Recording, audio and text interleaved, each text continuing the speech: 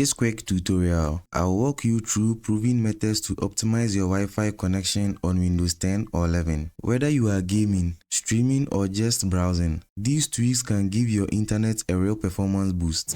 The first step is to open network settings. Right-click on the start menu icon and then select Run. Type in ncpa.cpl, then you click on OK. This will open the classic network connections window. Locate your Wi-Fi adapter, usually labeled Wi-Fi or wireless network connection. Right-click it and choose Properties. The second step is to change your DNS to speed things up. In the Wi-Fi Properties window, scroll down and then click on Internet Protocol version 4. Select Use the following DNS server addresses and inputs. You can either go for Cloudflare DNS or use Google DNS. These DNS servers are faster, more private and more reliable than your default ISP settings. Now head down and then check Use the following DNS server addresses. Go ahead and enter your preferred DNS.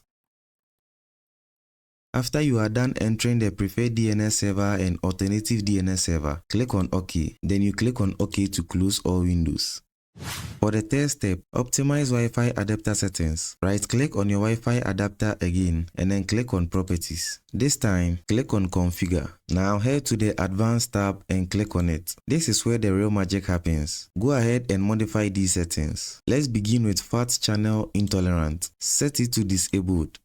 This allows better throughput and avoids unnecessary restrictions. Now scroll down and find Preferred Band. Set this option to Prefer 5 GHz band if it's available. 5 GHz offers higher speeds and lower interferences than 2.4 GHz. Next is Roaming Aggressiveness. Set this one to lowest or medium-low.